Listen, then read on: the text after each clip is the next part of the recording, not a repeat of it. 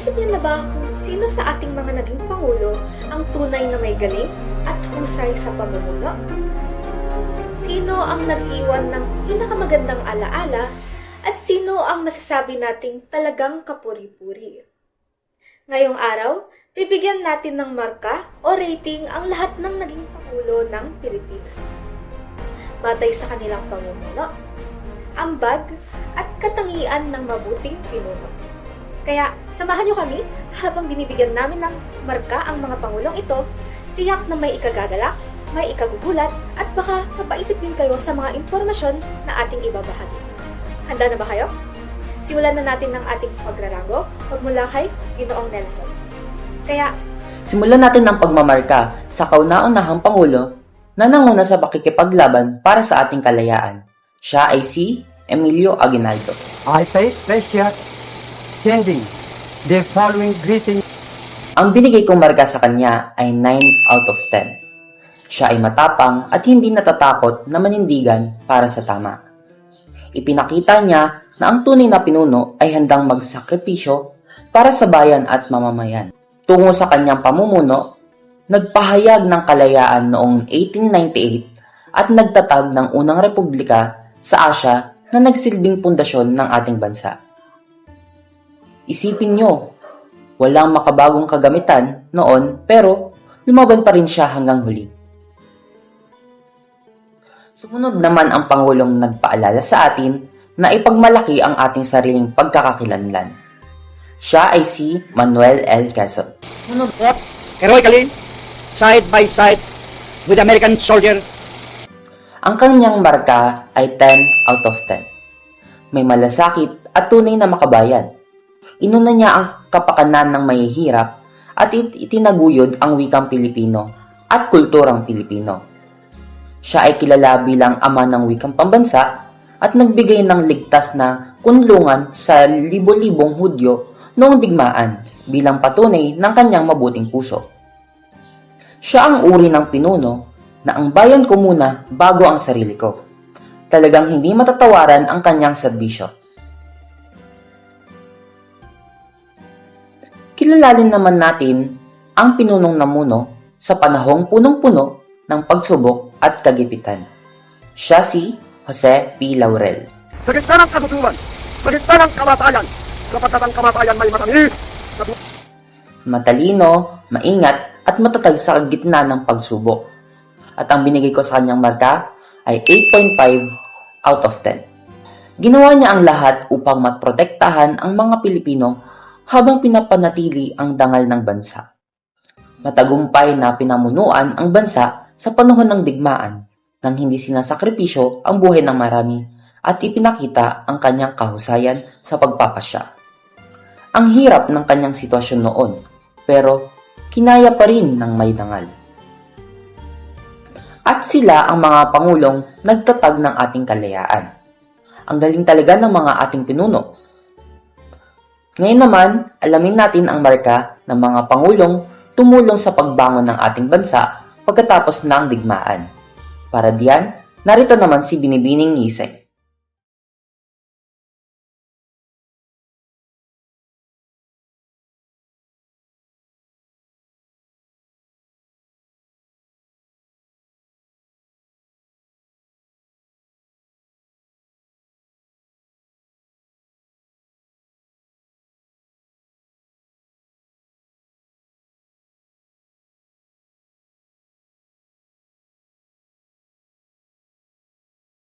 Una na rito, kilalanin natin ang pinunong naging sandigan ng bansa matapos ang malalang digmaan, si Sergio Osmeña.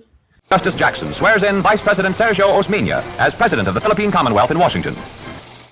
Nakuha niya ang markang 8 over 10. Siya ay kilala bilang mapagkumbaba at marunong makipagtulungan sa iba. Sa panahong wasak ang bansa, mahalaga ang ganitong uri ng pamumuno. Siya ay nakipagtulungan sa lahat upang ibalik ang kaayusan at katatagan ng bansa matapos ang matinding pinsala ng digmaan. Ibinalik niya ang pamahalaang Commonwealth at sinigurong magkaroon tayo ng sapat na tulong upang makabangon. Tahimik lang siya ngunit napakalaki ng kanyang ambag sa ating kasaysayan. Sa madaling salita, para siyang kaibigan na hindi maingay pero laging nandyan kapag kailangan mo. talagang mapagkakatiwalaan at maasahan. Matapos ang yugto ng pagbangon, sumunod naman ay si Manuel Rojas. Newly elected to the presidency, takes the oath of office as a new era of prosperity dawns for the gallant people of the Philippines. Ang pinunong namuno sa pagpasok ng bagong yugto ng kasaysayan. Ang kanyang ratings ay 8.7 out of 10. Masipag siya at may malinaw na pangitain para sa hinaharap. Kung si Osmeña ang nagpanumbalik ng kaayusan, si Rojas naman ang nagpatuloy at nagpalakas nito. Nagpatupad siya ng mga tamang hakbang upang mapalakas ang ekonomiya at mapabilis ang pagbangon ng bansa mula sa pagkawasan. Siya ang unang pangulo ng ikatlong republika at nagpatayo ng maraming proyektong nakatulong sa paglago ng kabuhayan ng mga Pilipino. Sa totoo lang, ginawa niya ang tila imposible noon. Mula sa durog at sira, nakapagpatayo muli ng mas maayos na lipunan. Sipag lang talaga, parang walang pahinga. Tapos napatatag ang ekonomiya, alamin naman natin ang tungkol kay Elpidio Quirino. I, Elpidio Quirino, of Bilyan, Pinunong kilala sa kanyang likas na kabutihan at pagmamalasakit. Binigyan ko siya ng markang 8.3 out of 10. Mabait siya at may malasakit sa kapakanan ng lahat. Kung si Rojas ay nakatuon sa pag-unlad ng bansa, si Quirino naman ay mas tumutok sa kapakanan ng mismong mamamayan. Nagbigay siya ng pansin sa mga pangangailangan ng karaniwang tao tulad ng kalusugan, edukasyon at maayos na tahanan. Nagtatag ng seguridad panlipunan at tumulong sa milyong pamilyang Pilipino na nangangailangan. Dahil dito, itinuring siyang parang tunay na ama ng buong bayan. Maalaga, mapag-aruga at handang tumulong. Mula sa malasakit sa mamamayan, dumako naman tayo sa pinunong tunay na malapit sa puso ng masa, si Ramon Magsaysay. Maipakita ko lamang sa inyo na kayo ay mahal sa amin sapagkat kaming lahat sa inyo, kami ay nagsusunod dito. Ang ibinigay kong marka para sa kanya ay 9.8 out of 10. Malapit siya sa puso ng mamamayan at tapat sa tungkulin. Kung si Quirino ang nagpakita ng malasakit, si Magsaysay naman ang nagdala nito ng mas ramdam ng masa. Kanyang binuksan ang pintuan ng Malacanang para sa lahat at sinigurong ang boses ng karaniwang tao ay maririnig.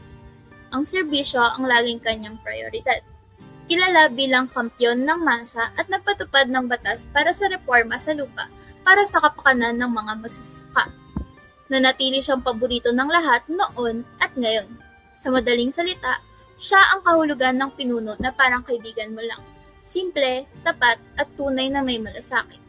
Ang galing at ang lakas ng impluwensya ay hindi matatawaran. Napakaganda ng kanilang naging serbisyo para mapaganda ang buhay ng mga Pilipino. Sa kabuuan, makikita natin ang tuloy-tuloy na pag-unlad mula sa pagbangon, pagpapatatag hanggang sa paglapit sa mamamayan. Ngayon naman, kilalanin natin ang mga pangulong nagpatibay ng ating pagkakakilanlan at dangal bilang isang bansa. Narito si Ginoong Daniel upang talakayin ang mga ito. Ngayon naman ay dumako tayo sa ang mga nagpalakas ng ating pagkakakilanlan. Narito ang mga pangulo, Carlos P. Garcia, Diosdado Macapagal at Ferdinand Marcos Sr. So dumako tayo kay Carlos P. Garcia. I go home to the Philippines, treasuring in my memory all this time. Kilalanin natin ang pinunong nagpaalala sa atin ng halaga ng sariling atin, ang dating Pangulong Garcia. Nakuha niya ang markang 9 out of 10. Makabayan at matalino sa pagpapasya. Tinaguyod ang pagtangkilik sa sariling gawa at pinalakas ang kapangyarihan ng ating bansa sa larangan ng kalakalan. Ipinatupad ang patakarang unahin ng Pilipino upang matulungan ang mga lokal na negosyante at bawasan ang impluwensya ng mga dayuhan. Talagang ipinagmamalaki niya ang sariling atin. Siya ang orihinal na tagapagtaguyod na tangkiligin natin ang sariling atin. Napakahusay niya mag-isip para sa kapakanan ng bayan. Dumako naman tayo kay Diosdado Macapagal. That the martial law regime of Marcos was nothing but an ill-disguised plot. Pag-usapan natin ang pinunong kilala sa kanyang katapatan at pagiging makatarungan. Siya ay si Macapagal. Ang kanyang marka ay 8.9 out of 10. Matuwid at makatarungan sa lahat ng pagkakataon. Ipinaglalaban niya ang karapatan ng mga mahihirap at ibinalik ang tunay na kahulugan ng ating kalayaan bilang isang bansa. Inilipat ang araw ng kalayaan mula Hulyo 4 patungong Hunyo 12. at nagpatupad ng batas para sa karapatan ng mga magsasaka. Hindi lang siya sa salita, kundi sa gawi rin talaga siya. At dumako tayo kay Ferdinand Marcos Sr. The proclamation of martial law is not a military takeover. I, as your... Alamin natin ang tungkol sa pinunong nag-iwan ng malawak na pagbabago sa itsura ng ating bansa. Siya ay si Ferdinand Marcos Sr. Binigyan ko siya ng markang 8.9 out of 10. May malaking pangitain at matatag sa pagpapatupad ng plano. Nagpatayo ng maraming pasilidad at nakatulong sa pag-unlad ng bansa at naging kapaki-pakinabang hanggang sa kasalukuyan.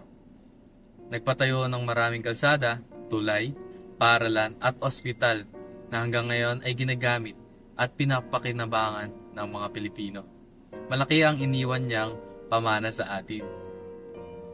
Talagang iniwan nila ang kanilang marka sa kasaysayan at sa ating pagkakakilanlan. Ngayon naman, alamin natin ang mga pangulong nagbalik ng liwanag, kalayaan at pag-asa sa ating bansa. Narito si Ginoong Heaven. Kilala rin naman natin ang mga presidente na nagbigay ng kalayaan at pag-asa sa ating bansa. Kilalanin natin ang pinunong naging sagisag ng pagbabago at kalayaan para sa ating lahat, si Corazon Aquino. Patuloy akong mampante sa isiping makakamtan natin ang kapayapaan at katahimikan. Ang kanyang nakuhang marka ay 9.5 out of 10. Matapang at may matibay na pananampalataya. Ibinalik ang kalayaan at demokrasya sa ating bansa at sinigurong ang kapangyarihan ay nasa kamay ng mamamayan. Kinilala rin siya bilang ina ng demokrasya at nagpatupad ng saligang batas ng 1987 na nagbibigay ng karapatan at kalayaan sa bawat Pilipino. Siya ang dahilan kung bakit tinatamasa natin ngayon ang kalayaang mayroon tayo ngayon. Pinatunayan niya na kahit ikaw ay simpleng tao lang, kaya mong baguhin ang takbo ng kasaysayan. Napakalakas ng kanyang impluwensya at tapang. Pag-usapan naman natin ang pinunong kilala sa kanyang masiglang pananaw at kakayahang pag-isahin ang bayan, si Fidel Ramos. The new Asian Tiger Crab and the hottest emerging market in the region. Binigyan ko siya ng markang 9.2 out of 10. Positibo, masigla, at marunong magkaisa ng tao. Pinag-isa ang mga mamamayan mula sa iba't ibang panig ng bansa at pinaunlad ang ekonomiya sa pamamagitan ng matalinong pamamahala. Nilunsad niya ang pangarap ng Pilipinas 2000 at nagdala ng kapayapaan sa maraming rehiyon. Lagi siyang nakangiti, ngunit nananatiling seryoso at mahusay sa kanyang tungkulin. Siya ang orihinal na positibo lang pero laging may natatapos na gawa. Ang lakas ng kanyang dating at ang husay niyang mamuno. Alamin naman natin ang tungkol sa pinunong tunay na malapit sa puso ng karaniwang Pilipino. Measured by the number of forces of the rich. Wag naman sana. Nakuha niya ang markang 7.8 out of 10. Malapit sa puso ng karaniwang tao at maawain. Nakutuon ang kanyang serbisyo sa pagtulong sa mga mahirap at pagsugpo sa kahirapan na dinaranas ng marami. At siya ay si Joseph Estrada. Ngunit, nahadlangan ang kanyang mga plano at programa dahil sa mga isyu ng katiwalian at kawalan ng maayos na pamamahala. Kilala siya sa kanyang kasabihang para sa mahirap at nagpapatupad ng mga programa para sa kapakanan ng mga kanayunan. Talagang nararamdaman ng tao ang kanyang malasakit. Ang galing ng ganyang mga ginawa para magbigay sa ating lahat. At para sa huling bahagi, kilalanin naman natin ang mga pangulong humubog sa kasalukuyan at naghahanda para sa ating kinabukasan. Narito si Ginoong Javi. Ayon sa mga pangulong naganda para sa kinabukasan. Kilalanin natin ang pinunong humawak ng pamalaan sa panahong puno ng hamon at pagsubok. Ayan si Macapagal Arroyo. ay magampanan ko ang aking tungkulin at gawin ang tama para sa bayan. Ang rate natin sa kanya ay 8.4 out of 10. Dahil matalino, mabilis mag-isip, at matatag sa gitna ng pagsubok. Napatatili niya ang katatagan ng ekonomiya kahit may mga krisis sa ibang bansa at sinigurong may trabaho at kabuhayan ang bawat Pilipino. Nagpatupad ng mga batas para sa mas mataas na sahod, mas magandang edukasyon at mas malakas na kalakalan. Tunay na henyo siya pagdating sa pananalapi at pamamahala.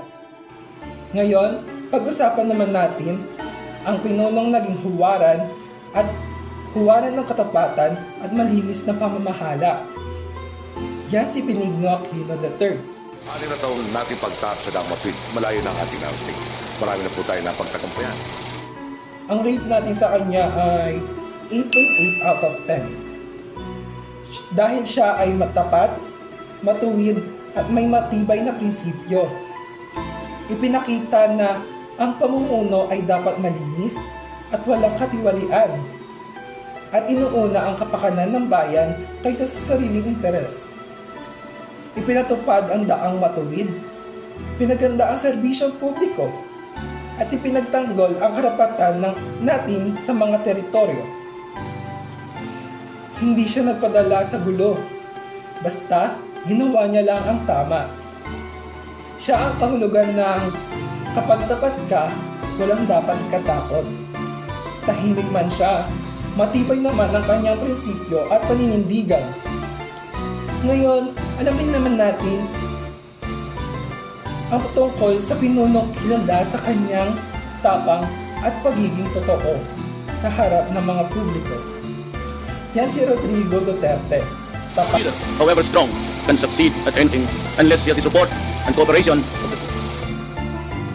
Ang marka natin sa kanya o ang rate natin sa kanya ay 9.3 out of 10. Dahil siya ay matapang, prangka, at malapit sa puso ng mga Pilipino.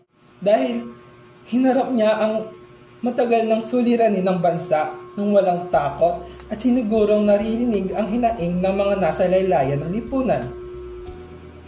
Ang malawakang programa sa pagpapatayo ng infrastruktura, libreng paggamot, at pagbubuti ng serbisyo ng gobyerno. Ang daming positibong pagbabago ang naganap sa maikling panahon niya. Ngayon, ang huling tatalakayin natin ang kasalukuyang Pangulo natin na gumagabay sa atin tungo sa mas maunlad na hinaharap. Yan si Bongbong Marcos Jr. My friends, ang aking minamahal na mga kababayan, magandang tanghali. Ang rate natin sa kanya ay 8.6 out of 10. Dahil may malawak siyang pangitain, mapagkaisa, at handang makisabay sa ating pagbabago. Sinisikap na pag-isahin ang bawat Pilipino at naghahanap ng makabagong paraan upang mapaunlad ang agrikultura, turismo, at kabuhayan. Nakatuon sa pagpapalakas sa ating sariling kakayahan at pagbubukas sa maraming pagkakataon para sa bawat isa. Patuloy siya nagtatrabaho para sa mas magandang bukas ng bayan. Ang layunin niya ay sabay-sabay tayong aangat. Yan ang ating mga marka para sa mga naging pangulo mula simula hanggang sa kasalukuyan. At iyan na ang ating buong listahan at marka para sa lahat ng naging Pangulo ng Pilipinas.